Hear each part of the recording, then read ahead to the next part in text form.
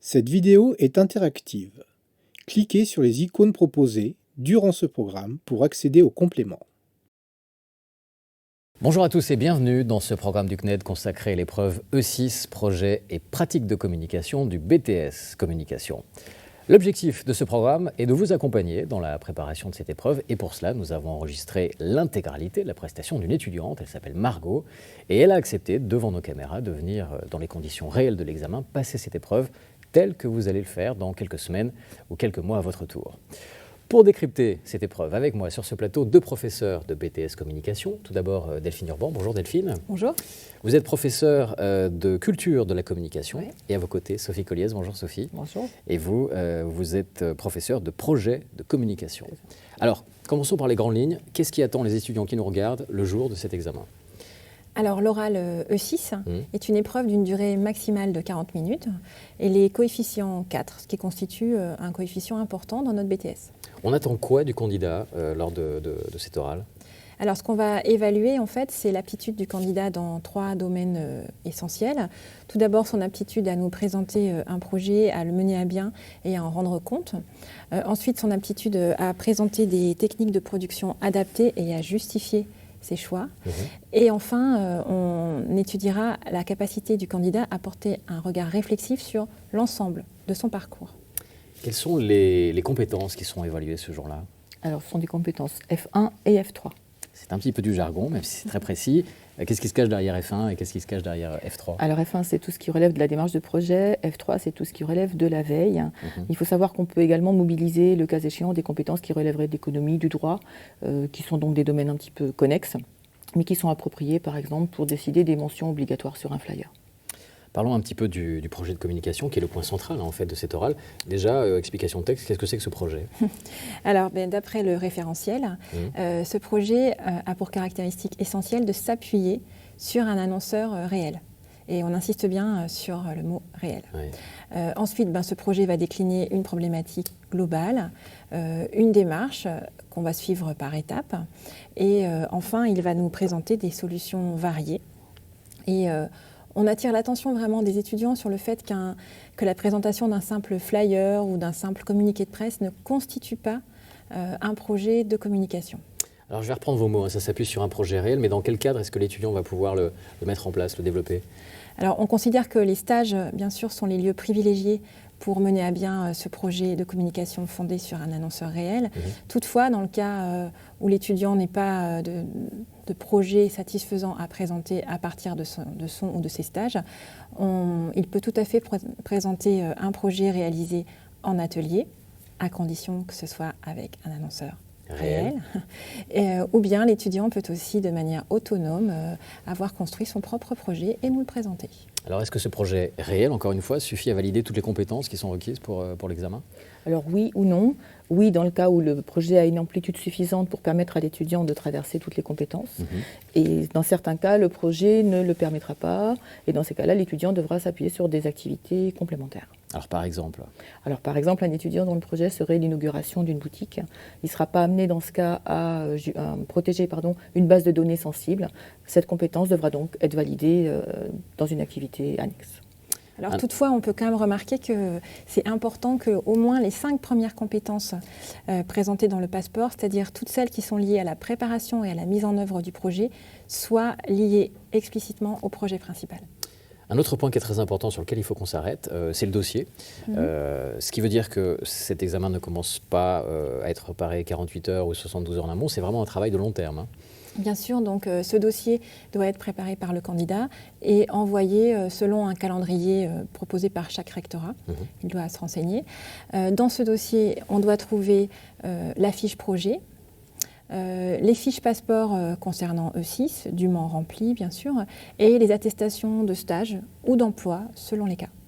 Essayons d'être concrets pour assurer tous ceux qui nous regardent. Le jour J, il se passe quoi ? Alors il se passe en fait un entretien qui se déroule en 3 phases. Une première phase de 20 minutes qui porte sur la démarche de projet. Donc là, il faudra bien en justifier la légitimité, la cohérence. Deuxième phase, 10 minutes, une analyse de l'utilisation par le candidat des techniques de production. Donc les bonnes techniques, mais surtout en conformité avec la problématique. Et dernier point, retour réflexif sur le parcours et sur les compétences. Parlons un petit peu du jury, c'est un sujet que vous connaissez bien l'une comme l'autre puisque vous en faites partie régulièrement. Alors le jury, c'est 2 personnes a priori, un professeur de technique de communication, un professeur de culture de la communication. Comme vous deux aujourd'hui. Voilà, et parfois un professionnel de la com, un graphiste, un imprimeur, un responsable d'agence. Voilà, donc 3 personnes. Voilà donc ce que l'on peut dire sur cette épreuve que vous allez maintenant découvrir à travers les différents chapitres de cette page du site internet. C'est à vous de cliquer pour visionner la prestation de Margot, cette étudiante qui donc a accepté de passer cette épreuve devant nos caméras. On la retrouvera ensuite avec vos commentaires que nous entendons sur ce plateau.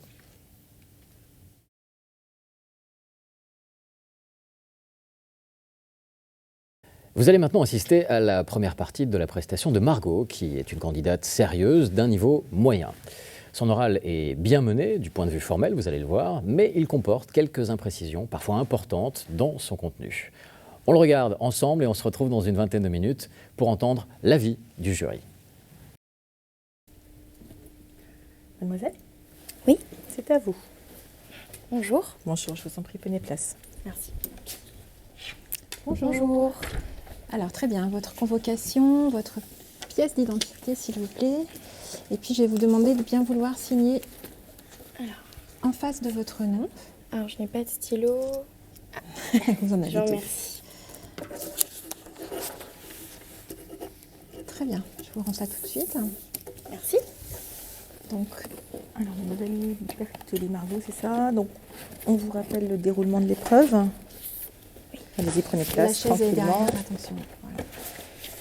Bon, il y a tout qui s'en va un petit peu. Donc, l'épreuve se déroule sur 40 minutes. Vous avez une première partie de 20 minutes pour nous présenter votre projet.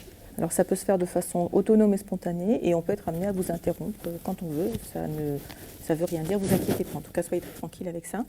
Dans une deuxième partie, vous nous parlerez de vos productions et vous nous justifierez un petit peu vos choix créatifs. Et dans une troisième partie, vous aurez un retour réflexif sur votre pratique en matière de projet de communication. D'accord, très bien. Ouais. Donc, a priori, c'est nous qui gérons le temps, ne vous inquiétez pas. Vous poursuivez fluidement. Et dès que vous êtes prête, vous commencez. Ok, très bien. Bon, eh bien alors, je m'appelle Margot. J'ai étudié la communication pendant 2 ans. Durant ces 2 ans, j'ai eu l'occasion de faire 14 semaines de stage. Et lors de mon dernier stage de 6 semaines que j'ai fait du 12 novembre au 20 décembre, je l'ai fait au sein d'une agence en communication spécialisée artistique et culturelle. Et donc, au sein de cette agence, nous étions 3. Ma supérieure hiérarchique, une autre stagiaire et moi-même. Et on a pris en charge plusieurs projets puisque l'agence avait à ce moment-là à peu près une dizaine de clients actifs. Et moi, je me suis beaucoup occupée d'une pièce de théâtre qui s'appelle Les Aventuriers de la Cité Z, dont j'ai fait la communication, donc aidée bien évidemment avec ma supérieure hiérarchique, mais je me suis occupée donc de cette pièce de théâtre que voici. Donc supportée par la Nat Compagnie, qui est une compagnie théâtrale qui a été créée a posteriori de cette pièce, puisque cette pièce a été créée spécialement pour le Festival d'Avignon en 2012. Donc la Nat Compagnie, qui en fait porte le nom du metteur en scène de la pièce, a décidé de créer donc ensuite l'association théâtrale pour supporter et produire la pièce. Donc, afin de me familiariser en fait un petit peu avec cette pièce, ce marché, j'ai d'abord étudié en fait le marché du spectacle vivant que je peux vous présenter ici. Donc, j'ai fait toute une cellule de veille.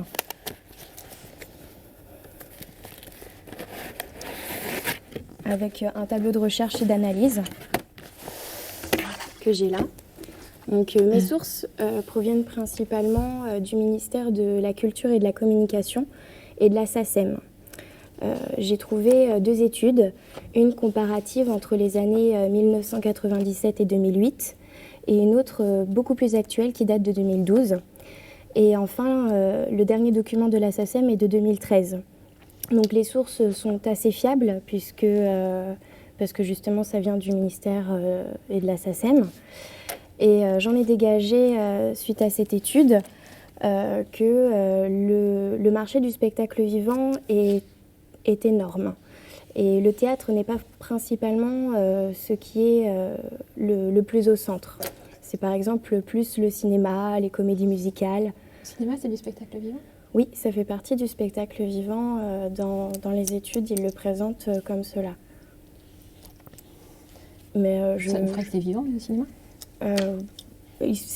C'est dans la catégorie, mais plus les comédies musicales, les concerts, qui sont plus mis en avant que le théâtre. Qu'est-ce que vous attendiez en fait de cette étude de veille ? Eh bien, ça m'a permis déjà de situer le contexte, de faire certains constats.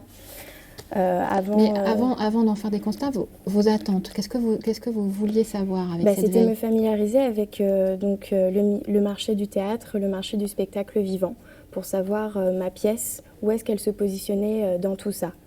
Avoir une meilleure vision des choses. Bon, d'accord. Donc, ok. C'était pas un peu vaste comme... Oui, c'était très vaste, mais... vous auriez pu cibler sur quoi, en fait ? Le théâtre. Oui, le théâtre. C'est un style, c'est une comédie d'aventure. Donc, c'est vraiment un type à part, c'est assez humoristique. Ce qui est d'ailleurs complètement dans l'attente du public actuel, puisque on est face effectivement à un contraste. Actuellement, donc, même si on subit la crise de 2008 et que, par exemple, toute la France subit une baisse de morale, il y a quand même un certain engouement pour le divertissement, et donc le secteur du spectacle vivant, et donc le théâtre progresse, et notamment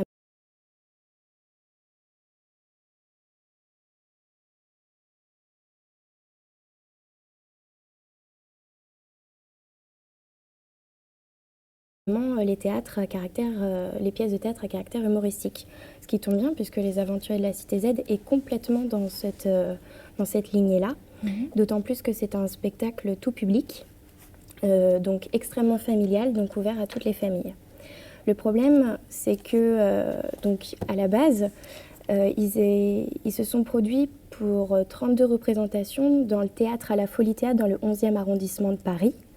Excusez-moi, vous n'avez pas dit qu'ils s'étaient produits au Festival d'Avignon ? Oui, en 2012, c'est là où il a été créé. Par la suite, ils ont été programmés. Et combien de représentations à Avignon ? 32, alors il me semble une seule représentation ou plusieurs.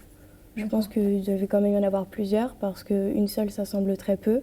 Donc je ne sais pas exactement, je n'ai pas le nombre en tête exact. Vous avez cherché à approfondir un petit peu justement comment ça se passait au Festival d'Avignon ? Alors j'ai fait une recherche, j'ai des captures d'écran justement de mes recherches. Juste la synthèse, qu'est-ce que vous en avez tiré ? Justement, c'est une belle opportunité pour les petits spectacles de commencer, de se faire connaître. C'est très bien parce que c'est assez quand même, c'est au cœur justement du théâtre, de toutes sortes de spectacles, du spectacle vivant. Donc c'est là où on peut débuter, se faire connaître. Ça donne justement de la crédibilité pour les petits spectacles comme ça et ça tombe très bien parce que du coup ils se sont représentés pour juillet 2013. Et est-ce que du coup c'est un argument de communication ? Bien sûr, tout à fait, on a joué là-dessus parce que du coup la naissance de cette pièce est d'autant plus crédible puisqu'elle a été créée spécialement pour ce festival-là. Donc il y a vraiment une véritable recherche derrière, un véritable enjeu, d'où la scénographie travaillée, d'où la bande-son extrêmement travaillée, etc., qui justement sont des atouts après qui m'ont permis de faire ma stratégie de communication.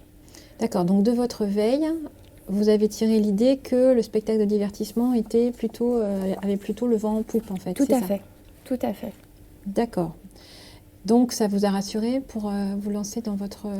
Alors oui et non, parce que donc, bien que le secteur du spectacle vivant et le théâtre ait le vent en poupe, ma pièce est une toute petite pièce. Et notamment, rien que dans les théâtres privés de Paris en 2013, il s'est joué 15 300 pièces de théâtre, ce qui est énorme. Et donc en fait, l'offre mène à saturation, ce qui fait qu'en fait, le public là-dedans est complètement perdu. Parce que tout le monde s'exprime, n'importe où, n'importe quand. Et notamment les têtes d'affiche, comme notamment le concurrent direct de cette pièce-là, c'est Le Tour du Monde en 80 jours, qui est une grosse production, qui bénéficie de bien meilleurs moyens techniques et humains et financiers. Et donc du coup, à côté de ça, ma petite pièce qui n'a justement la compagnie qui est derrière a très peu de moyens financiers, techniques et humains, et elle est un petit peu parasitée, elle est noyée dans la masse. D'accord. Quand vous dites très peu de moyens, ils ont quand même les moyens de jouer à Avignon, de se payer une agence de com. Oui, ils se sont donné les moyens. Mais est-ce qu'ils ont des subventions ? Non, aucune. Et ils ne vous ont pas demandé de faire une communication à destination éventuellement des professionnels ? Si, alors justement, moi ce que j'ai mis en place par la suite, Donc le but étant, donc l'objectif principal était de remplir les salles pour les 32 nouvelles représentations, parce que donc ils se sont représentés pour 32 représentations fin 2012, et ils ont été reconduits pour 32 autres représentations de novembre 2013 à février 2014, ce qui fait au total 64 représentations. Et donc à ce stade-là, la pièce est à un tournant de son existence. Et comme par le passé la communication avait été un petit peu anarchique, les comédiens ont décidé de faire appel à l'agence pour mettre toutes les chances de leur côté et hiérarchiser, organiser la communication de manière à augmenter leur notoriété et remplir leur salle pour les 32 nouvelles représentations qu'ils venaient d'avoir. Alors, deux choses. Ça fait combien de public attendu ? Une salle, c'était toujours la même salle ? Oui, c'était toujours la même salle. Il y a combien de spectateurs dedans ? Une soixantaine, il me semble. C'est une toute petite salle alors ? C'est une toute petite salle. Alors, d'autant plus que la situation géographique du théâtre n'est absolument pas favorable parce que le théâtre est situé dans un immeuble du 11e arrondissement. Donc là-dessus, c'est vrai que c'était difficile, notamment pour les spectateurs qui souhaitent s'y rendre. C'est très mal indiqué. Et puis ça reste le 11e arrondissement. Ce n'est pas forcément un point de rencontre. La station de métro n'était pas forcément très connue. Quelle station ? Je ne l'ai plus en tête, malheureusement. Il y avait d'autres théâtres dans le coin ? Non, pas à ma connaissance. Dans le 11e, il n'y a pas d'autres théâtres ? Si, il y a forcément d'autres théâtres, mais je ne les ai pas en tête. D'accord. Et la communication qu'ils avaient fait auparavant, vous l'avez étudiée ? Alors oui, bien sûr. Donc ils avaient déjà en fait fait en amont un dossier de presse. Moi, j'ai fait de l'adaptation sur 2 dossiers de presse, c'est-à-dire que j'ai simplement rajouté... Montrez-nous peut-être déjà ce qu'ils avaient fait. Leur dispositif. Et puis critiquez-nous ça. Ceci, en fait, est l'ancien dossier de presse que je vous ai imprimé. Et ici, à côté, est le nouveau dossier de presse que j'ai fait lorsque je suis arrivée à l'agence. Alors, qu'est-ce qui n'allait pas dans l'ancien ? Alors, la typographie que vous voyez, dossier de presse, déjà a été changée. D'accord. Vraiment, de manière peut-être plus globale. C'est pour ça que je parle d'adaptation. Sur le fond, vous avez changé quelque chose ou pas ? Alors, j'ai rajouté des articles de presse qui se situent à la fin, qui correspondent en fait aux retombées presse qui ont été générées par mon stage. Donc, normalement, il y a un article du Figaroscope, il y a un article de Regard. Et puis, donc vous avez rajouté ça. Et puis, qu'est-ce que vous avez changé d'autre ? J'ai changé la typographie, au niveau des descriptions des personnages, des comédiens.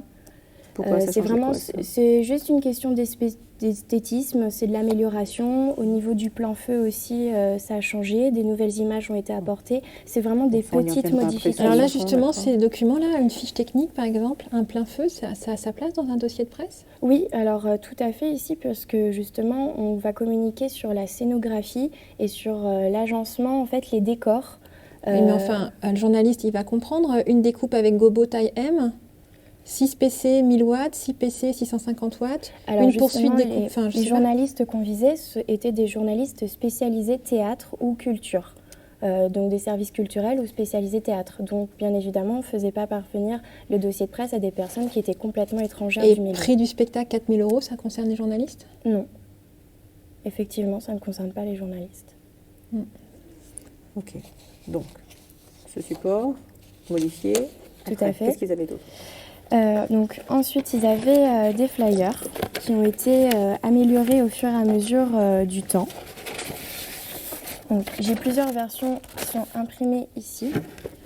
Donc au départ, les critiques qui ont été générées, suscitées, qui ont été reprises dans les retombées presse ont été rajoutées sur le flyer. Ensuite, on a rajouté le bandeau du théâtre à la Folie Théâtre. Ça, c'est ce que vous avez fait, vous ? Non, ça c'était déjà, quand je suis arrivée, c'est l'évolution qui avait été faite. De leur part. Okay, donc, de leur fait. Moi j'ai proposé, ils voulaient garder leur flyer, mais moi j'étais force de proposition, j'ai proposé un flyer que moi j'ai créé. Ça, on va le voir dans la phase d'après. On va le voir dans la phase d'après. D'accord. C'était surtout pour analyser la communication antérieure. Est-ce que vous pourriez nous le dire de manière synthétique ? Le flyer. Quelle faiblesse vous avez repérée dans la communication antérieure qui justifie en fait votre intervention ? Il y avait très peu de faiblesses puisque ça avait été fait en amont par un graphiste qui avait bien cerné l'univers de la pièce. Donc moi, je me suis attachée à rafraîchir un petit peu cette communication antérieure, la remettre, rajouter justement des articles de presse qui sont parus. J'étais force de proposition sur un autre style de flyer pour changer parce qu'il se faisait peut-être un petit peu vieux.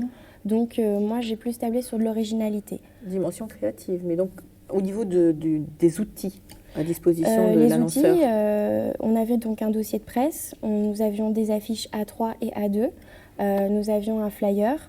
Au niveau de la création, moi je trouvais que ce qui avait été fait en amont était plutôt pas mal. Et donc vous, si vous faites une réflexion sur un dispositif de communication que vous souhaitez aménager, vous leur avez apporté quoi en plus? J'ai fait justement, j'ai une force de proposition sur un flyer. Oui, Mais au niveau de l'ensemble, parce que tout à l'heure vous avez parlé du fait qu'ils avaient besoin de davantage de cohérence, si j'ai bien retenu. Oui, alors pour l'instant, ils avaient ces supports-là en print. Moi, je me suis attachée à faire de la communication plutôt digitale.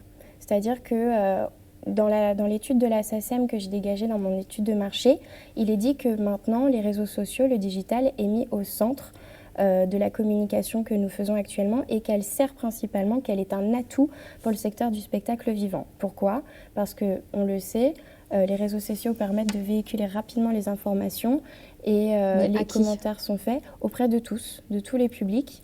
Et donc, moi, je me suis attachée au niveau de la communication digitale à faire passer des annonces sur Internet, donc auprès de billetteries comme Billets Réduc, Tatouage. D'accord, ça reviendrait, mais c'était plutôt pour vous demander cette histoire de cohérence que vous aviez mise en avant tout à l'heure. Par exemple, ils avaient fait l'achat d'une bannière sur Billets Réduc qui était assez chère. Ils ne m'ont pas dit le montant exact, mais seulement pour 2 semaines. Ça leur avait coûté très cher et au final, au niveau des retombées, ce n'était pas ce qui était attendu. Donc c'était de l'argent dépensé d'un coup pour un investissement qui finalement, on n'avait pas le retour estimé. Donc c'est pour ça que je parle d'anarchique, parce que ce n'était pas très organisé. Alors, essayez de nous expliquer la fin de votre projet. Donc quel problème vous avez mis en évidence que vous avez essayé de traiter ? Le budget, parce que j'ai proposé 9 moyens, beaucoup de moyens. Alors, avant d'arriver aux solutions, vraiment le problème, c'est-à-dire à quel problème de communication qu'est-ce que vous avez identifié comme problème de communication pour votre annonceur, donc la NAD Compagnie ? Oui. Et après, vous nous montrerez les solutions. Le statut était ambigu. Le fait que ce soit un statut comédie d'aventure, en fait, il fallait... ma problématique, c'était comment permettre à la communication qui s'organise autour du théâtre de crédibiliser et de légitimer la pièce, sachant qu'en fait, aujourd'hui, le public effectue ses choix au niveau de ses sorties culturelles sur des éléments rationnels et que le statut de ma pièce est ambigu. Alors, si on résume tout ça, comment crédibiliser la pièce ? Comment faire en sorte que la communication crédibilise la pièce et lui permette en fait d'attirer son public. D'accord, donc comment crédibiliser la pièce sachant que son statut est ambigu. De la pièce, oui. Le statut de la pièce, voilà, le genre de la pièce est ambigu, c'est une comédie d'aventure. Donc c'est quelque chose que le public n'a pas forcément, il n'est pas extrêmement familiarisé là-dessus. Vous parliez du Tour du Monde en 80 jours. La différence, elle se placerait où pour vous ? Alors, est-ce que c'est un genre si différent que ça ? Alors, c'est dans la même veine. Effectivement, c'est dans la même veine. Mais nous, on est plus sur... c'est beaucoup plus familial, c'est beaucoup plus, on va dire, bon enfant. Et vous pensez du coup que c'est un genre très révolutionnaire ? Non, pas tant que ça révolutionnaire, mais je pense que... alors, ce qui fait la force déjà des Aventuriers de la Cité Z, c'est le rythme, les rebondissements. C'est tout public, c'est plutôt les enfants de moins de 10 ans. Excusez-moi, mais sur la communication existante, c'est celle-là que vous nous présentez. Qu'est-ce qui fait que le public n'est pas du tout dérouté ? Pardon, vous pouvez répéter la question ? Pourquoi c'est pas du tout... qu'est-ce qui est très familier pour le public, là déjà, le fait que ça pastiche les codes hollywoodiens, que ça reprend même les plus thèmes que ça d'Indiana Jones. Voilà, donc c'est très familier. Bien sûr, non, mais je dis pas le contraire. Je dis juste que, en fait, au théâtre, on n'a peut-être pas l'habitude de voir des comédies d'aventure. Ça peut se voir plus au cinéma. On peut voir des films type... je sais pas moi, OSS 117, c'est James Bond, mais un petit peu version ridicule. Là, on est dans un explorateur français, Jacques Bourgard, et une belle ingénue, Joanne, qui en fait recherche son père disparu, et aussi une mystérieuse cité d'or amazonienne qui s'appelle la Cité Z. Non mais d'accord, mais vous trouvez que c'est très... que les gens... que vous pensez vraiment que le problème, c'est ça ? Ça fait partie d'un des problèmes. D'accord. Il y a aussi le fait que le budget est très restreint. Il faut faire de la... Vous avez un montant à peu près approximatif, pardon, ou pas ? Alors, le but était de faire le moins de coûts possible, mais moi, dans tous les moyens que j'ai proposés, le budget était vraiment... Le budget prévisionnel que j'ai fait, qui englobait tous les moyens, s'élevait avec les honoraires de l'agence à plus de 60 000 €. ce qui était absolument impossible. Donc du coup, j'ai dû vraiment réduire un maximum de moyens pour ne garder que les plus pertinents. Mais ils ne vous ont pas dit au départ le budget qu'ils vous donnaient? Non, ils nous ont dit le moins possible, sachant qu'en fait, ils étaient prêts à investir dans quelque chose qui, si nous, on arrivait à les convaincre, ils pensaient ça pertinent, ils étaient prêts à investir derrière, mais même, ça allait vraiment leur coûter cher. D'accord. Alors, quelle solution vous avez proposée? Et justifiez-les. Alors, dans mes solutions de communication, j'ai proposé notamment de créer une page Facebook et de l'animer. D'accord. Vous nous la montrerez après. Pour l'instant, listez-nous les solutions. Alors, j'ai aussi décidé de faire des annonces en ligne, donc sur les sites spécialisés théâtre, les sites de sorties culturelles, les billetteries, les sites d'information généralistes ou dédiés au spectacle. Ensuite, j'ai décidé de mettre en œuvre, faire des relations presse, surtout au niveau de la presse féminine, parce que dans mon cœur de cible, c'est les familles, mais aussi la femme, surtout la femme, puisque c'est elle qui, au sein des familles, est souvent le décideur, l'initiateur des sorties culturelles. C'est elle qui décide, qui se renseigne plus que le mari pour savoir où m'emmener les enfants pour faire des sorties le week-end ou pendant les vacances. Donc c'est pour ça que je vais m'adresser plus à de la presse féminine au niveau des relations presse. Ensuite, donc, c'était modifier le dossier de presse qui serait envoyé en amont aux journalistes spécialisés théâtre et culture.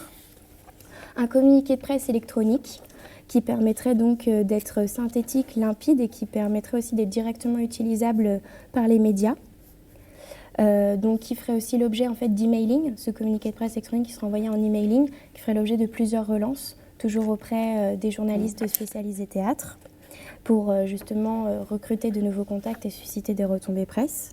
De l'affichage et du tractage qualitatif. Donc, par exemple, on a affiché à des kiosques théâtre, à pas mal de cafés avec qui on a essayé de passer des partenariats dans le 11e arrondissement de Paris. On a aussi fait beaucoup de distribution de flyers à des points clés de passage, toujours dans Paris.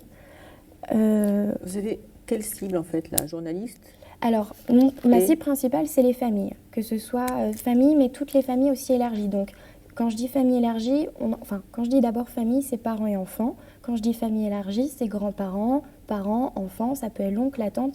C'est ça que j'entends au niveau de la cible principale. Au niveau du cœur de cible, ça va être les familles, mais plus la femme.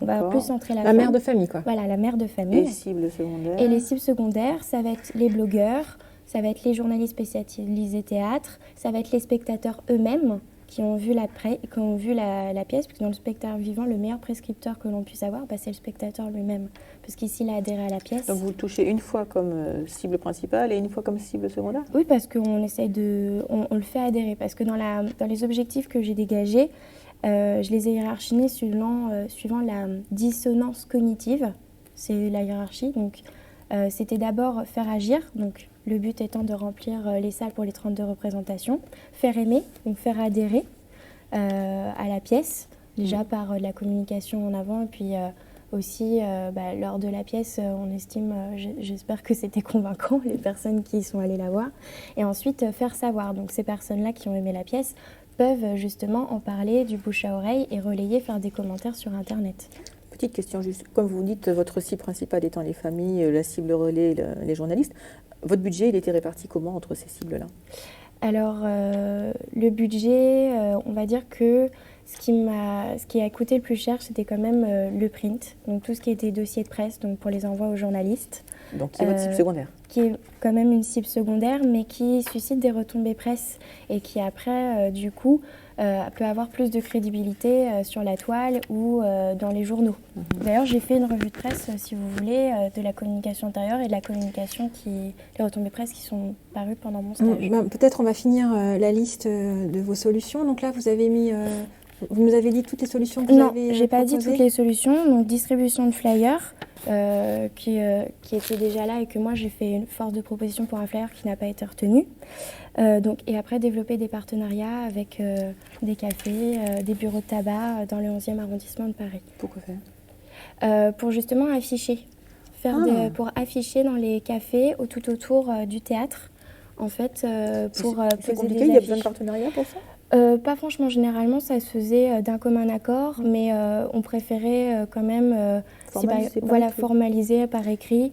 Et dans le partenariat, il y avait l'idée que vous leur rendiez un service aussi, vous, de votre côté? Vous mettiez leur nom sur les... Oui, c'était quelque chose, par exemple, que moi j'ai proposé, parce que les flyers qu'on avait étaient déjà faits quand je suis arrivée. Qu'est-ce que vous appelez techniquement un partenariat alors? Un échange de bons projets, un échange de visibilité. Qu'est-ce que vous leur proposiez, vous? Que leur nom apparaisse ou qu'ils fassent par exemple... Ça a été fait? Non, ça n'a pas été fait. D'accord, ok. Et donc du coup, votre cible, c'était une cible, vous l'avez peut-être pas dit, mais elle avait aussi comme caractéristique d'être de proximité. De proximité et puis en même temps très élargie parce qu'on touche aussi, vu que j'ai fait principalement de la communication digitale, ça touche tout le monde. D'accord. Mais le tractage et tout, l'affichage? Le tractage, oui, c'était dans le 11e arrondissement et dans les points clés, par exemple Montparnasse, les sorties de métro à proximité. Au niveau des CSP, ça touche qui, votre... Toutes CSP, puisque c'est un spectacle qui est vraiment tout public. Donc les personnes qui sont intéressées par les sorties... Oui, mais c'est-à-dire, ça veut dire quoi, tout public? Tout public, ça veut dire que déjà, c'est pour tous, pour toute la famille. Et bon, alors, il faut savoir que le prix de base de la pièce était à 22 €, mais que... De la pièce ou du billet? Du billet. Oui. Du billet pour aller voir la pièce de théâtre était à 22 €, mais qu'on a fait beaucoup d'invitations. Justement autour du 11e arrondissement de Paris et autour du 20e arrondissement où était en fait, dans les résidences du 20e où était mon agence. Donc j'ai créé des petits coupons d'invitation, une place achetée égale une place gratuite. Oui, parce que quel peut être le problème pour des familles? Eh bien, ça peut revenir cher. Et donc c'est pour ça qu'en fait, beaucoup de réductions ont été faites au fur et à mesure que, quand je postais des annonces web, j'ai fait beaucoup de réductions et beaucoup d'invitations. J'ai notamment fait des passes sur, par exemple, Paris Bouge. Et dans vos objectifs, l'idée de remplir la salle avec des invitations, ça convenait à votre annonceur? Alors, justement, on était partagés parce qu'effectivement, c'était pas ce qu'il y avait de mieux, étant donné que, justement, il y avait un enjeu financier derrière. Malheureusement, on était en conflit avec le théâtre, avec qui eux disaient que les invitations allaient relancer justement la présence dans les salles. Et nous, en agence, on essayait de freiner parce qu'on disait que ça pouvait tuer notre stratégie de communication. Et au final, c'est notre annonceur qui a tranché et qui a dit qu'il était d'accord pour tant d'invitations, on limitait sur certaines périodes. Par exemple, pour Noël, on a plus fait d'invitations. C'était pertinent pour la période de Noël, pour les familles. C'est à ce moment-là, d'ailleurs, qu'on a distribué les invitations dans les résidences. Ok, alors, vous allez nous montrer... Peut-être, oui, juste un petit peu rapidement, vous avez fait un cahier des charges de votre projet, donc vous nous montrez le cahier des charges et vous nous expliquez pendant qu'on le regarde, comment vous avez planifié votre travail, si du coup vous avez tenu vos délais, comment vous avez coordonné les actions de tous les gens qui participaient au projet. Alors, dans mon cahier des charges, qui est un petit peu... on va le regarder. Un petit peu restreint. Oui. Donc il y a votre planning en même temps. Du coup, vous nous expliquez pendant qu'on regarde? J'ai présenté rapidement mon annonceur, son objectif, sa stratégie. Donc j'ai donné ses enjeux, les contraintes qui pouvaient y avoir. Le planning, le budget prévisionnel justement avec à la base les 11 moyens qui nous arrivaient à une somme de 62 000 € TTC qui est absolument exorbitant. C'est pour ça qu'on a dû vraiment limiter, mais c'était toujours un budget prévisionnel. Donc c'est pour ça que ça allait pas et qu'on a revu ensuite la recommandation stratégique qu'on a fait à notre annonceur. Et dans notre planning de diffusion des actions de communication, bien sûr, il fallait faire en amont, par exemple, tout ce qui était partenariat, tout ce qui était échange, on va dire, de bons procédés dans le 11e arrondissement, tout ce qui était envoi du dossier de presse en journaliste pour susciter les retombées presse, par exemple, pour Noël, faire venir plus de monde au moment de la période de Noël. On avait, par contre, l'animation de la page Facebook qui était constante. Dès qu'il y avait des nouvelles photos, parce qu'il y avait souvent des captations qui étaient faites pour rafraîchir l'image de la pièce, puisque d'une représentation à une autre, ça évolue. Déjà, l'interaction avec le public est différente suivant que la pièce est remplie. D'accord. Ok. D'accord. On passe aux outils de production. Voilà donc pour cette première partie de la prestation de Margot, une partie qui est théoriquement prévue sur une vingtaine de minutes, mais qui a là très légèrement débordé, comme c'est d'ailleurs assez souvent le cas le jour de l'examen. On y découvre une étudiante qui a de l'aplomb, qui développe beaucoup. C'est en tous les cas la première impression que j'ai sur la forme. Qu'est-ce que vous en pensez, vous ? Bien, vous avez raison, Margot réagit pertinemment aux questions qu'on lui pose. Elle est convaincue de ce qu'elle dit, elle est à l'aise dans sa gestion de l'oral, tant au niveau du registre de langue qu'elle utilise que dans son appropriation d'un lexique professionnel. Elle est également à l'aise dans son attitude générale. Elle est bien à l'écoute des questions que lui pose le jury, elle ne se démonte pas. Et elle parvient bien à passer de réponses précises aux questions qui lui sont posées au déroulé plus autonome de son projet. Voilà donc pour l'impression générale qui est partagée, visiblement. Est-ce qu'on peut prendre maintenant l'analyse point par point sur tout ce qu'elle nous a présenté sur ces 20 et quelques minutes ? Oui, donc elle commence par présenter son annonceur. Et là, c'est assez fluide. En particulier, on a repéré qu'elle présente son premier document. Il s'agit de l'affiche du spectacle, au bon moment, sans qu'on lui réclame. Elle légitime ensuite son analyse par une veille préalable, là encore illustrée par un dossier qu'elle sort toujours au moment opportun. Et elle commande de manière appropriée cette recherche de veille. Donc ce premier temps est plutôt réussi. Alors premier temps réussi, mais je serais tenté de dire toute la suite n'est pas exactement du même niveau. Oui, effectivement, la suite de l'entretien va montrer une mauvaise délimitation en fait, de son secteur de recherche de veille. C'est-à-dire qu'elle s'est intéressée à l'ensemble du domaine du divertissement, qui est très large, alors qu'on aurait plutôt attendu qu'elle se concentre sur le secteur du théâtre, voire même sur le secteur de la comédie, qui lui aurait déjà permis de montrer pas mal de choses. Bien sûr, oui. Sophie, vous partagez ce point de vue ? Oui, tout à fait. Du coup, on retrouve ces hésitations sur la connaissance de l'annonceur et ça va se ressentir plus particulièrement quand elle va parler du Festival d'Avignon ou de la localisation de la salle de spectacle. L'autre sentiment que j'ai eu moi, en visionnant avec vous, c'est on a le sentiment que ça peine à démarrer, qu'on ne va pas à l'essentiel et que du coup il y a un petit peu une perte de temps. Tout ça doit être condensé normalement sur 20 minutes, mais on aimerait que ça démarre plus vite. Tout à fait. Sa problématique notamment aurait dû être annoncée beaucoup plus tôt. On attend plus d'un quart d'heure avant que ça soit fait, d'autant qu'elle est faite de façon un petit peu alambiquée. Donc en fait, elle aurait dû être faite beaucoup plus tôt, de façon beaucoup plus claire, de manière à présenter des solutions et à les justifier. Donc un petit peu de retard au démarrage, on peut dire ça comme ça, de manière un peu populaire. Après, on arrive dans le cœur du projet. Alors là, comment est-ce qu'elle s'en sort ? Alors, on peut valoriser vraiment le fait que Margot, après ce temps de flottement, effectivement, dans l'explicitation de sa problématique, reprend bien le fil de sa présentation. Et nous l'avons trouvée encore assez pertinente au moment où elle présente ses cibles et où elle les justifie. Alors là où ça va se gâter un petit peu à nouveau, c'est dans la présentation du dispositif de com qui fait apparaître des incohérences. Alors pour pointer la plus énorme à notre avis, celle du budget prévisionnel qu'elle propose à son annonceur, dont je vous rappelle qu'elle nous a signalé qu'il était modeste, qu'il avait peu de moyens. Elle lui présente quand même un budget à 62 000 €, ce qui effectivement ne va pas pouvoir fonctionner. Ce qui n'est pas tout à fait en phase. Et non. Alors j'entends parfois du bon dans vos remarques, des choses un peu plus mitigées. Globalement, quelle impression générale on peut garder de cette première partie de sa prestation ? Alors, des points positifs, comme vous le disiez, effectivement, sa qualité dans sa communication et la façon dont elle résiste à la façon dont le jury pointe ses incohérences. Ça, c'est un bon point. En revanche, elle n'a peut-être pas suffisamment saisi les perches que nous lui tendions et elle aurait peut-être dû présenter ses solutions de façon justifiée et argumentée plutôt que se contenter de les expliciter. Voilà donc ce qu'on pouvait dire sur la prestation de Margot, vous avez pu voir avec nous. Élargissons un petit peu le champ de vision maintenant, si vous voulez bien. Quels sont les conseils qu'on peut donner aux étudiants qui nous regardent ?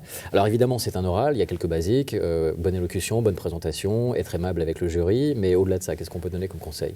Alors au-delà de ça, effectivement, il est vraiment important que les étudiants se souviennent bien qu'il ne s'agit en aucun cas d'un monologue, ni d'un exposé, mais d'un vrai dialogue. Dans ce dialogue, le jury peut intervenir à n'importe quel moment, beaucoup ou relativement peu. Les étudiants doivent donc vraiment se préparer à ces deux possibilités. Pour cela, l'essentiel, c'est qu'ils maîtrisent bien leur projet, de manière à ne pas être déroutés par les interventions du jury, qui peut les amener à développer plutôt une question qu'une autre, dans un ordre qui pourrait éventuellement leur sembler plus aléatoire. Rien de tel pour se préparer que de se poser les bonnes questions. C'est important, on y reviendra d'ailleurs. Voilà donc ce qu'on peut dire sur la forme. Maintenant sur le fond, pour la préparation. Alors sur le fond, il faut que l'étudiant démontre bien son appropriation de la démarche de projet. Donc ça se fait au travers de 3 items. Le premier item, c'est démontrer qu'il a bien pris en charge le dossier de son annonceur, donc s'appuyer pour cela sur la veille qu'il a faite préalablement. Dans un deuxième temps, nous présenter de façon justifiée et argumentée les solutions. Et dans un troisième temps, expliciter la mise en œuvre en s'appuyant sur les documents de suivi, planification, contrôle, le cas échéant. Et l'étudiant ne doit pas oublier de porter un regard réflexif sur l'ensemble du projet, en particulier en nous expliquant si les objectifs qualitatifs et quantitatifs ont été atteints. Il peut par exemple penser à apporter une revue de presse qui permettrait de mesurer justement les retombées presse de son action. Voilà donc ce qu'on pouvait dire sur le fond et sur la forme. Je vous signale également que nous avons listé les bonnes questions que vous évoquiez tout à l'heure et vous les retrouverez sur un document PDF qui est disponible sur cette page du site internet. N'hésitez surtout pas à le consulter. Et vous pouvez maintenant visionner la suite de l'épreuve de Margot en cliquant sur le chapitre suivant.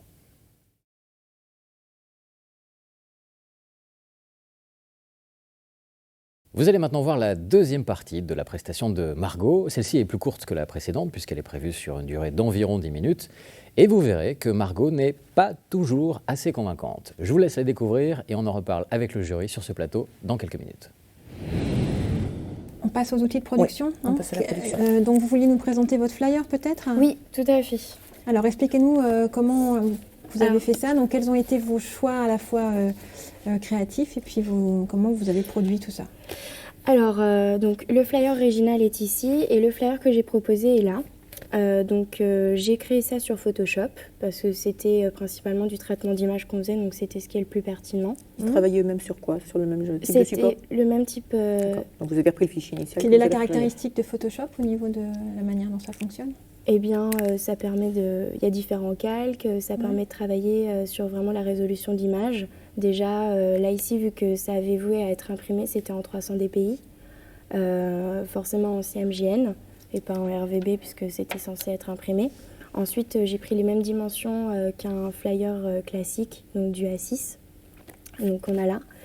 Et j'ai repris en fait le même thème, la même ambiance, à peu près la même charte graphique. Donc on a le contour qui rappelle le théâtre à la Folie Théâtre, parce que ça c'était une obligation du théâtre de faire figurer sur nos flyers le contour du théâtre. Oui. Et donc moi j'ai changé les visuels, puisque j'ai préféré faire apparaître les deux personnages principaux, qui sont Johan et Jack Borgard. Par exemple, sur l'ancien support, on avait deux autres personnages qui étaient plutôt secondaires. Et pourquoi, alors, vous avez préféré faire ce choix? Parce que les autres personnages apparaissent vraiment à certains instants de la pièce, alors que les deux personnages qu'on a là sont continus. En communication, pourquoi c'était plus intéressant? Déjà, ça parle, elle c'est la belle ingénue, lui c'est l'explorateur français. Mais on ne le sait pas, on va voir la pièce, enfin on va peut-être aller voir la pièce, on reçoit votre flyer. Pourquoi celui-là est mieux que celui-là? Parce que déjà, il a tous les codes qui rappellent le Indiana Jones que tout le monde connaît, donc ça saute aux yeux, c'est beaucoup plus percutant. Pourquoi? La femme à côté... De l'autre côté, non. Sur l'ancien, non. Il n'a pas le chapeau. Moi, je préférais avec le chapeau. D'accord, mais vous auriez pu juste rajouter un chapeau à celui-là. Oui, mais je préférais changer complètement le visuel. Mais pourquoi? Pourquoi? Pour rafraîchir, toujours redonner, changer. Souvenez-vous que vous nous avez quand même tout à l'heure donné des objectifs. Oui. Il faut peut-être revenir par rapport à ces objectifs-là pour légitimer peut-être vos choix, non? Mes objectifs, c'était donc faire agir, faire aimer, faire savoir. Ça fait partie du faire aimer. Ça fait partie aussi du faire savoir. Puisque la distribution du flyer, c'était ce que je voulais, mais on n'a pas retenu. Moi, je trouve ça beaucoup plus... Ça me saute plus aux yeux, ça me fait beaucoup plus penser à un explorateur. Et à côté, la jeune femme, typiquement anglaise, à côté, elle est plus sexy, glamour. Donc ça dit ce qui risque de se passer dans la pièce, mais pour autant, est-ce que ça va... Alors, moi, j'ai changé aussi le bandeau sur le fait qu'il y a eu la cérémonie des petits Molières qui vise à récompenser les petites pièces de théâtre. Je m'excuse, je vous interromps 2 minutes, mais tout à l'heure, vous nous avez dit que le fait d'avoir participé au Festival d'Avignon en 2012, c'était un élément déterminant dans votre communication. Moi, je le vois nulle part. Alors, il était mis dans le communiqué de presse électronique. Que vous nous montrez, peut-être? Oui.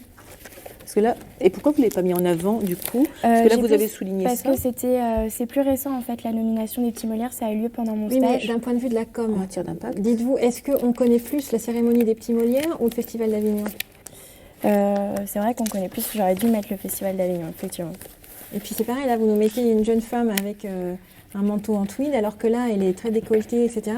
D'un point de vue de la com, c'est peut-être un cliché, mais il me semble qu'une jeune fille décolletée va plus attirer votre public une jeune femme Moi, je voulais le faire ressortir parce que dans la pièce, malheureusement, c'est vrai que vous ne l'avez pas vu, mais elle a un très très fort accent anglais. Et l'anglais, elle a un humour. Mais bien sûr, mais ça, c'est au niveau de la pièce. Mais vraiment pour la communication, le principal, c'est que les gens y viennent. Oui, c'est le visuel. Peu importe après ce que... Voilà, vous voyez, il faut vraiment vous poser la question, qu'est-ce qu'il faut faire pour faire venir les gens? Donc ça, c'est votre communiqué de presse. Oui, électronique, donc, que j'ai fait sous Outlook. Qui intervient comment? On ouvre le mail. Donc en fait, il est en pièce jointe. J'envoie un email qui est bien sûr personnalisé en fonction de tel et tel journaliste, en fonction, surtout l'email que j'ai de la rédaction. Et vous avez fait une base de données pour savoir tout à fait. Alors, c'est une base de données qu'on vous a transmise ou que vous avez créée? Alors moi, j'ai travaillé à partir de 2 bases de données existantes où il y avait des coordonnées web avec des mots de passe qui me permettaient de passer des annonces en ligne. Et à côté de ça, des journaux, des emails de services culturels de certains journaux, comme Le Monde, comme le Figaro, et aussi des sites spécialisés critique théâtre et de théâtre. Donc, qu'est-ce que vous en avez fait de cette base de données? Moi, j'ai croisé ces bases de données pour n'en faire qu'une seule. D'accord. Et vous avez laissé Le Monde, le Figaro et tout dedans? Oui, mais je les ai classés et je les ai répertoriés. Je vois pas le Festival d'Avignon. C'est écrit, je ne le vois pas. Non, vous avez je vois les petits raison. Mais je ne le vois toujours pas. Je pensais effectivement, mais... Donc vous ne l'avez pas utilisé finalement tellement dans la communication, quoi. Il me semble qu'il y est normalement dans le dossier de presse. Je ne suis pas sûre. Franchement, en tout cas, c'est pas grave. Donc votre base de données, vous l'avez constituée? Oui.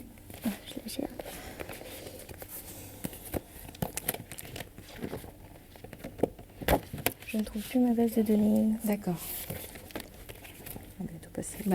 Comme le temps, hélas, nous est compté, on va peut-être pas... vous l'avez sécurisée, cette base de données? Oui, j'ai fait des sauvegardes régulières. J'ai aussi fait du coup des sauvegardes sur une clé USB pour éviter, par exemple, si mon ordinateur prend feu ou plante complètement. Ok. Et sécurisé par rapport au fait que d'autres personnes peuvent y avoir... Alors oui, j'ai téléchargé un logiciel gratuit qui est un logiciel de cryptage qui me permettait en fait de crypter les dossiers puisque l'ordinateur que j'utilisais était tout public à l'agence. D'accord. Et donc seul moi pouvais avoir le mot de passe que j'avais créé pour crypter tel ou tel dossier pour éviter que tout le monde... Et si vous êtes tombé malade brutalement, qui d'autre que vous peut avoir accès à ce dossier? D'accord. Et comment on fait alors? Eh bien, je me déplace. Si vous avez cassé 3 jambes? Eh bien, je pense que ma supérieure hiérarchique serait quand même en charge d'avoir le mot de passe et de s'en occuper. D'accord. Tout s'est passé comme vous voulez? Il n'y a pas eu de petit dysfonctionnement que vous auriez géré avec efficacité? C'est le budget. Le budget. Ça, vous saviez au début? Oui, je le savais au début, mais il fallait toujours adapter. Et puis, comme en fait, les personnes avec qui je travaille sont des comédiens. Et ce sont avant tout des artistes. Donc, il faut connaître d'abord les personnages pour ensuite pouvoir les comprendre eux et travailler avec eux. Il faut rentrer dans leur monde. Donc c'est vrai que pour faire de la communication, il faut d'abord avant tout communiquer. C'est vrai que c'était parfois difficile de se comprendre et de communiquer exactement ce que l'autre voulait. Pour votre flyer, est-ce que même s'il n'a pas abouti, vous avez fait faire un devis chez un imprimeur? Non. Non, parce qu'à partir, il fallait qu'il soit validé par le président de la Net Compagnie et il n'a pas été abouti. Donc dans votre parcours, vous avez eu des relations avec des imprimeurs Oui. J'ai effectivement... Si vous aviez pu l'imprimer, vous auriez demandé quoi dans un cahier des charges à un imprimeur? La même chose que pour l'ancien flyer, c'est-à-dire format A6, le toucher mat. Là, on a du 250 grammes, ce qui me semble ça pèse plutôt 250 pas mal. Grammes Oui. Ça, ce flyer, il pèse 250 grammes? Oui. D'accord. C'est sûr? Oui. C'est mon imprimeur qui me l'a dit. Non, c'est 250 grammes pour... C'est pas pour un flyer. C'est très lourd quand même. C'est 1/4 de kilo quand même. Bon, oui, alors excusez-moi, j'ai mal lu. Non, vous n'avez pas mal lu. C'est au mètre carré. C'est pas pour le flyer, le grammage. On dit...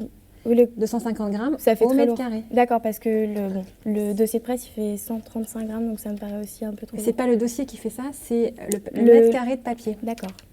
On va passer, je pense, à votre retour réflexif sur votre parcours. Voilà donc le principal outil que nous propose Margot, qui est ce flyer qu'elle vient d'évoquer à l'instant, avec une petite question de poids qui n'était pas totalement élucidée. Qu'est-ce qu'on peut dire de sa prestation? C'est convaincant? Oui et non, c'est convaincant sur sa maîtrise des techniques de production. Ça l'est moins sur la justification de ses choix. Notamment, elle utilise un vocabulaire relativement peu professionnel. Elle dit « je préfère ». Et puis, elle ne revient pas suffisamment aux objectifs, à la problématique. Puis, dernier point, ce support, même s'il n'a pas été retenu, il aurait justifié la demande d'un devis auprès d'un prestataire. Ce qu'elle n'a effectivement pas fait. Ce qu'elle n'a pas fait. Alors, élargissons un petit peu le point de vue. Qu'attend-on du candidat en général dans cette deuxième partie de l'épreuve? Alors, on attend deux choses. On attend, comme je l'ai dit tout à l'heure, une bonne maîtrise des techniques de production, mais on attend surtout une justification des choix opérés, et ceci à 4 niveaux. Donc d'une part sur les techniques de production elles-mêmes, ensuite sur le support, pourquoi j'ai choisi ce support et pas tel autre, ensuite sur les choix rédactionnels, pourquoi ce style, pourquoi cette tournure, et enfin sur les choix visuels, typo, couleurs, etc. Alors le spectateur attentif que j'étais avec vous sur cette séquence garde en tête une impression de fouillis. Je ne sais pas si c'est vraiment le mot exact, mais la gestion des documents se fait de manière un peu poussive. C'est pas aussi fluide que ce qu'on voudrait. Je me trompe? Vous vous trompez un petit peu parce que l'impression de fouillis, c'est excessif sans doute pour caractériser ce qui arrive à Margot. En fait, elle avait très bien classé tous ces documents dans des pochettes multicolores qui apparaissent. Ce qu'il y a, c'est qu'au bout d'un moment, avec le stress de l'examen, ces pochettes finissent par être un peu toutes mélangées. Elle se retrouve submergée par l'accumulation de ces dossiers sur sa table. Et les pochettes avec leurs élastiques sont un peu difficiles à ouvrir, en fait, mal commodes. Et surtout, elle les a mal référencées. C'est-à-dire qu'au lieu d'indiquer sur la pochette le nom du document qu'elle pourrait y trouver, elle indique le code de la compétence qui correspond, tel qu'il apparaît dans le passeport, qui est un peu obscur, on va dire, ce code, et surtout qui ne lui permet plus de savoir ce qu'il y a dans quelle pochette. Donc, au bout d'un moment, elle cherche, elle ne trouve plus. Comme le temps passe, on n'a pas le temps d'attendre qu'elle trouve le bon document, si bien qu'elle ne pourra pas présenter au jury les documents qu'elle souhaite au bon moment. Et il y a une pression qui s'accumule et on sent effectivement que du coup, elle est un petit peu débordée. C'est un peu dommage. Alors profitons justement de cette expérience et de ce regard critique qu'on porte aujourd'hui pour essayer de positiver. Pour les étudiants qui sont avec nous en ce moment, quels conseils on peut leur donner pour éviter cet écueil? Alors le conseil, c'est d'avoir une présentation fluide, en imaginant surtout qu'elle est destinée à soutenir leur oral. Et donc qu'il faut qu'elle soit coordonnée à leur gestuelle et qu'ils puissent donc sortir le bon document au bon moment sans avoir à chercher partout. Alors, il n'y a pas de solution absolument privilégiée. On peut utiliser un diaporama, bien sûr. On peut aussi avoir un classeur, un trieur avec des pochettes plastiques amovibles, transparentes. Quelle que soit la solution, ce qui est important, c'est d'y être à l'aise, de l'avoir éventuellement expérimenté auparavant et d'être donc capable de s'en servir de manière fluide. Chacun son truc tant que ça marche en fait. Oui, et on rappelle surtout que si l'étudiant souhaite présenter ses documents dans un diaporama, c'est vraiment à lui d'apporter son ordinateur en vérifiant qu'il est en bon état de marche. Et c'est valable pour tous les documents électroniques qui sont présentés. Voilà, et de manière générale pour tous les documents qui doivent être gérés de manière autonome par le candidat. C'est à lui de les sortir au bon moment, en les laissant à disposition du jury, sans qu'on soit constamment obligé de le solliciter. Il faut penser à tout, c'est important. Il nous reste maintenant à découvrir la troisième et dernière partie de la prestation de Margot. Pour cela, n'hésitez pas à cliquer pour pouvoir la visionner.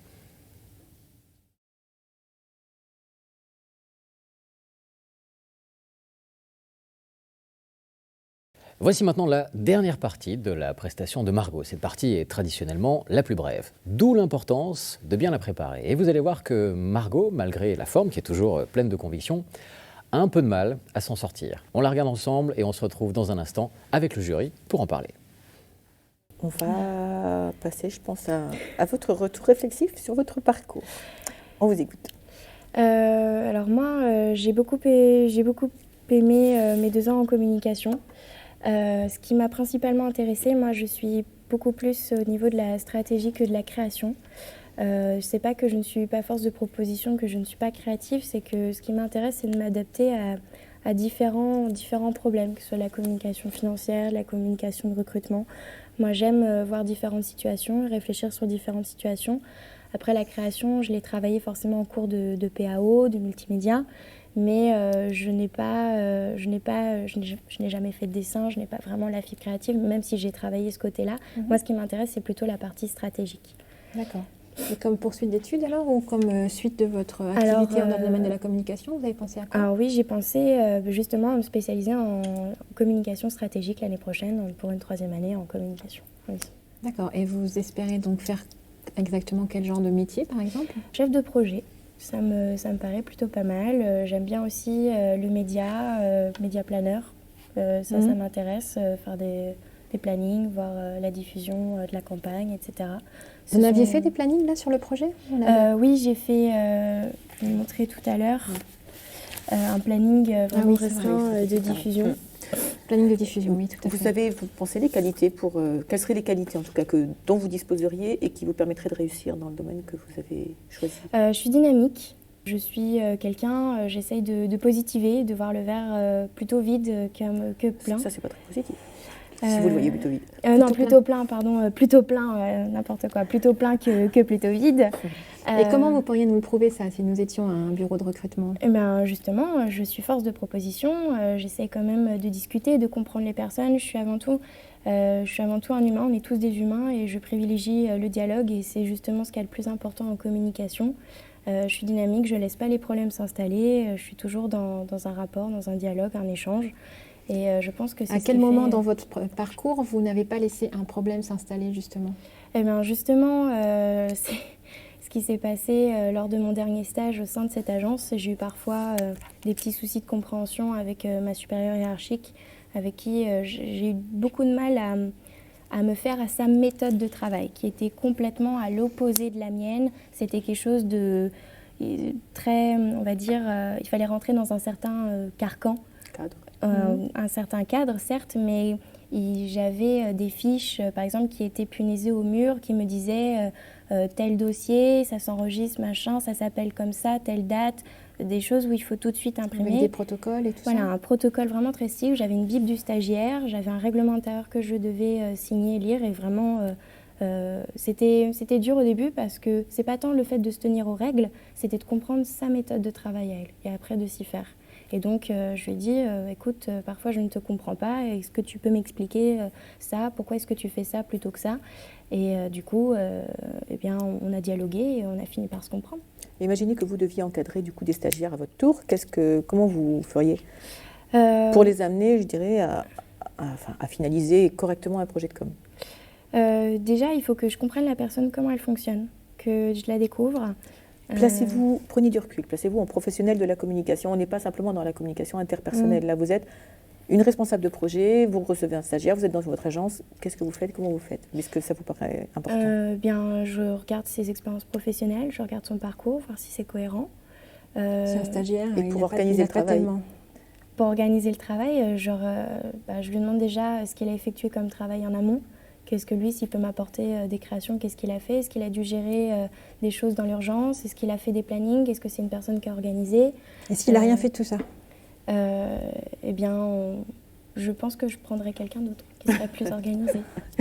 D'accord. Sur ces bonnes paroles, on vous remercie. Merci beaucoup, Margot. Merci à vous. Donc, on vous laisse reprendre vos documents. Oui, reprenez bien tout. Voilà. Et on vous souhaite bonne chance pour la suite. Merci beaucoup. Et une bonne journée. N'oubliez pas ça. Ouais.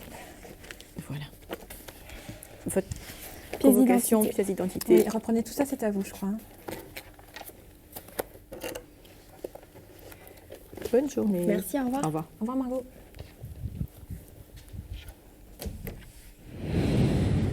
Voilà donc pour Margot, avec, je le disais, une forme toujours pleine d'entrain, assez persuasive. Il y a une force de conviction chez cette jeune fille. Sur le fond, qu'est-ce qu'on peut en dire? Alors c'est vrai, Margot fait toujours preuve d'aisance, c'est très bien, mais nous avons relevé quand même sa tendance à se cantonner à des généralités, voire des banalités. Souvenez-vous de « On est tous des humains » par exemple. Oui. Elle a aussi tendance à répéter des clichés du style « Je suis dynamique », qui n'apporte en fait pas grand-chose à sa présentation. Et on en déduit que son retour réflexif manque d'approfondissement. Sophie, qu'est-ce que vous en pensez?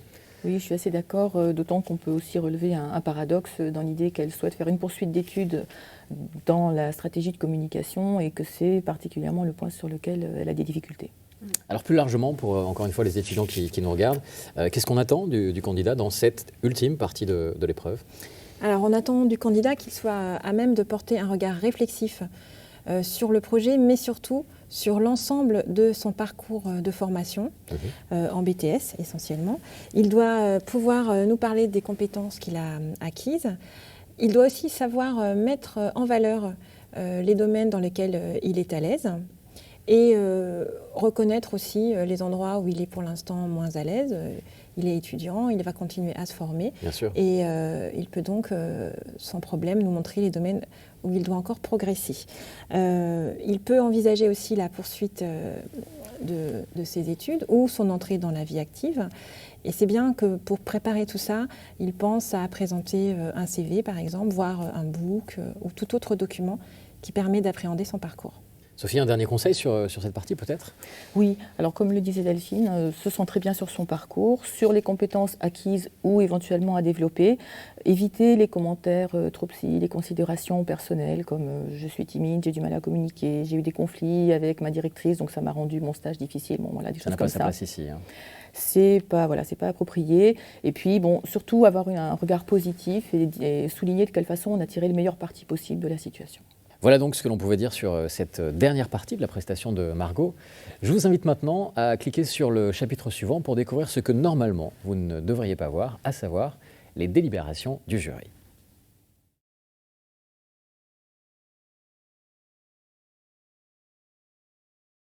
Vous allez maintenant pouvoir découvrir ce que les candidats à l'examen ne voient jamais. Nous allons vous emmener dans les coulisses de l'épreuve pour comprendre comment les candidats sont évalués. Vous avez vu à travers l'épreuve de Margot que le questionnement du jury peut sembler parfois un peu incisif et vous allez constater que lors des délibérations, ce même jury est en fait plutôt bienveillant. On regarde ensemble cette séquence et on se retrouve ensuite sur ce plateau avec le jury pour d'ultimes conseils sur cette épreuve. Donc, allez, on va prendre dans l'ordre. Analyse de l'entretien, première partie. Alors, présentation relativement claire. Moi, j'ai l'impression qu'elle a bien préparé son travail. Après, elle a du mal à s'en extraire, en fait. Elle est dans des choses, voilà. D'ailleurs, il y a un moment, elle a un peu perdu pied dans tous ses dossiers. Oui, c'est vrai. Tout à faire attention à la gestion des documents. Ouais. Et ce qui était un peu le signe qu'au-delà de sa préparation, elle avait du mal à s'adapter à notre façon de... Oui, et on a pourtant essayé de lui laisser du temps au début pour qu'elle ne soit pas trop déstabilisée par le questionnement. Oui. Et c'est vrai qu'elle était plus à l'aise à ce moment-là que quand on a interrompu. Voilà, on sent que c'est vraiment préparé, qu'elle a bien appris, mais qu'elle a du mal à sortir de ses cadres, il me semble, et à transposer et des choses comme ça. Oui, je suis assez d'accord. Alors, en revanche, moi, ce que j'ai apprécié, c'est qu'elle a été capable d'aller chercher ces éléments de veille pour éclairer ce qu'elle avait à nous dire, mais sur le principe, effectivement, complètement d'accord sur la façon de gérer son oral. Alors, explicitation du projet, des situations projet. Ça, je dirais, comme ça avait été fait de façon spontanée dans un premier temps, là, c'était plutôt... Degré d'acquisition des compétences revendiquées dans le passeport professionnel. Oui, son passeport, il est assez propre. On peut mettre satisfaisant aussi, disons, dans la partie... Avec un petit bémol quand même, parce que quand on rentre dans le détail de ce qu'elle... Oui, je pense qu'on le mettra dans la deuxième feuille. On peut mettre qu'il y a une appropriation plutôt... Appropriation correcte.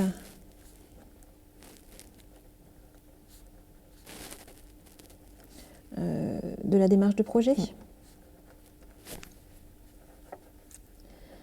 De la démarche de projet. Degré de maîtrise des compétences de production revendiquées dans le passeport professionnel. Alors, du bon et du moins bon. Voilà, un peu inégal, c'est ce que j'allais dire. Sur le poids du flyer. Le grammage, là, c'est terrible. Mais disons qu'elle a l'air quand même de s'y connaître un petit peu. Oui, je pense qu'on a pu voir. Après, on n'a pas vu grand-chose non plus de vraiment préparé. Mais c'est plutôt dans la stratégie de production que dans la production elle-même qu'elle pêche, on va dire, dans la production. Oui, dans la compréhension des techniques plus que dans la production elle-même, oui, c'est vrai. On va mettre satisfaisant aussi. Degré de compétence, tu trouves ces disons qu'on peut peut-être quand même préciser que c'est satisfaisant peut-être quant au rendu, mais peut-être que sur les concepts et la connaissance des techniques, c'est un petit peu plus léger. Oui, mais j'ai qu'une case. Et bien dans le commentaire. Les donc concepts... de production, oui. Les concepts et la compréhension des techniques, peut-être. techniques de production sont à préciser.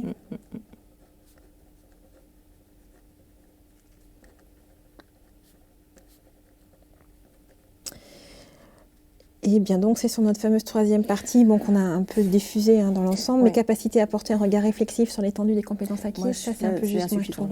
Vraiment très clairement insuffisant. Et pertinence et efficacité professionnelle caractérisant le parcours de formation aussi un peu. C'est un peu juste. La fin était caractéristique, si mon stagiaire ne sait pas faire, j'en prends un autre.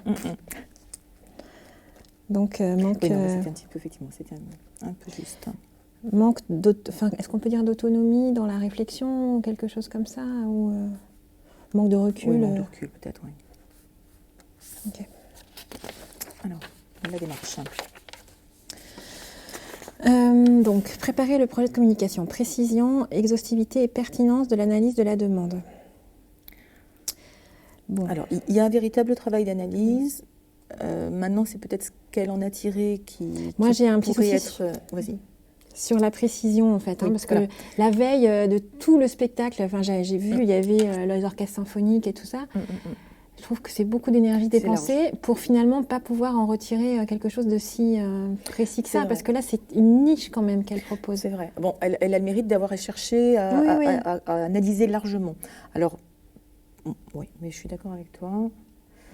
Pertinence des solutions proposées. Moi, je ne me positionnerai pas sur de l'insuffisant malgré tout. Parce que, après, encore une fois, c'est peut-être plus au niveau de la justification que du coup... Alors, pertinence des solutions proposées. Page Facebook, annonce en ligne, relations presse, dossier de presse, communiqué, affichage. Moi, je trouve que c'est pas très cohérent tout ça. Mais voilà, c'est pour ça que je vais poser la question un petit peu justement sur la hiérarchie de ses cibles, sur la hiérarchie de son budget. Parce que la proximité en même temps, moi je trouve que ça aurait été bien qu'elle se centre vraiment sur quelque chose de proximité. Elle aurait peut-être eu une petite... il y avait le problème du prix qui est apparu assez tardivement. Donc la pertinence peut-être effectivement peut-être un peu insuffisant. Valeur technique du cahier des charges, un peu light, un peu léger. Aussi. Respect de la programmation, des actions et du budget. Et c'est compliqué ce budget à 60 000 € là. Oui, puis le planning il est un peu rapide aussi. Insuffisant. Efficacité dans le repérage et le traitement des dysfonctionnements. Là, j'ai regardé un petit peu et sur questionnement, le problème, elle le positionnait sans arrêt sur le budget aussi. C'est toujours la faute du budget, quoi. Oui, donc pareil, c'est pas suffisant pour moi. Les relations techniques avec les prestataires, il n'y a pas eu grand-chose puisqu'elle n'a pas fait de devis pour son flyer. C'est dommage, elle aurait dû en faire un, même si on ne lui a pas pris, au moins pour pouvoir le présenter. Rigueur dans la production et la gestion des documents techniques.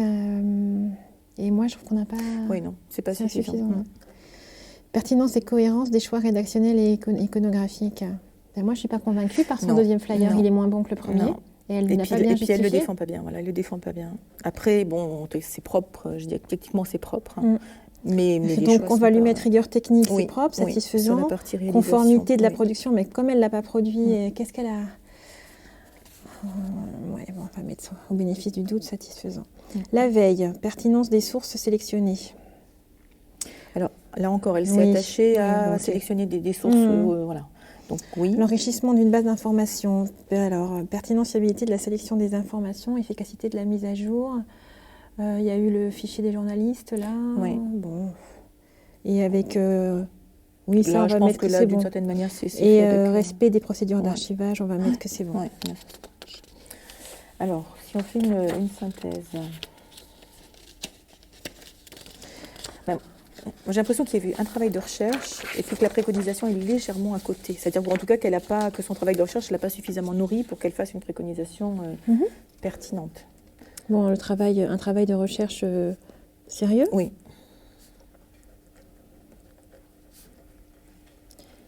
Mais la préconisation... Alors, un manque de pertinence, oui, c'est ça ?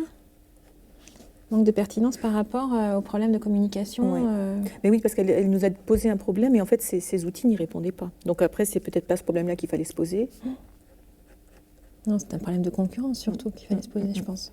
Oui, puis peut-être de lieu ou davantage que de genre théâtral. C'est 22 € pour une salle de 60 personnes dans un immeuble, c'est beaucoup trop cher, il aurait fallu travailler. Alors elle l'a un petit peu fait, mais il aurait fallu plus le mettre en évidence. Et puis un manque de recul quand même Encore quelques Même, un peu même fragiles, sur hein, dans questionnement, la- oui. Mm.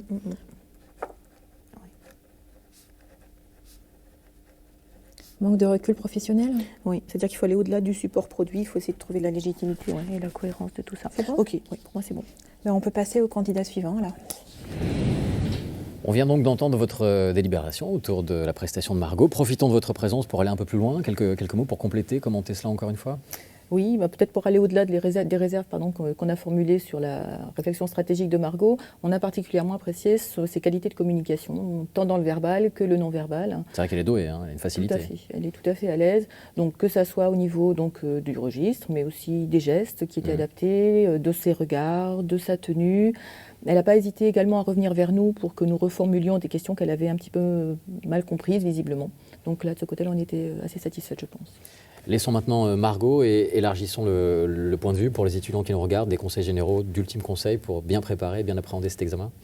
Alors vraiment, l'essentiel, c'est qu'ils se soient bien appropriés leur projet et sa démarche, et que du coup, ils soient vraiment capables de se détacher de leurs notes et d'être autonomes dans le déroulé de leur projet.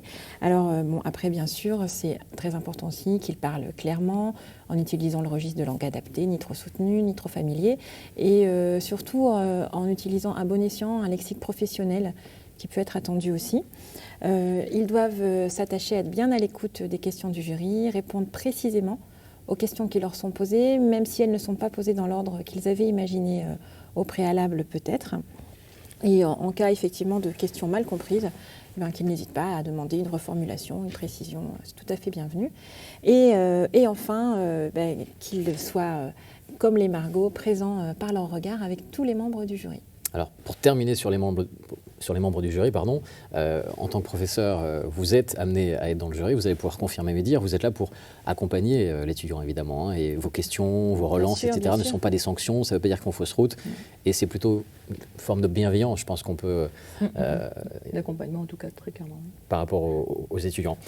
Voilà donc ce qu'on pouvait dire sur cette prestation. Sachez également qu'une seconde intervention d'une élève d'un niveau similaire est à votre disposition sur cette page du site. N'hésitez surtout pas à la regarder également pour vous familiariser avec cette épreuve et aborder ainsi cet examen dans les meilleures conditions. On vous souhaite en tous les cas une bonne chance à tous pour cette épreuve et dans la suite de votre parcours professionnel.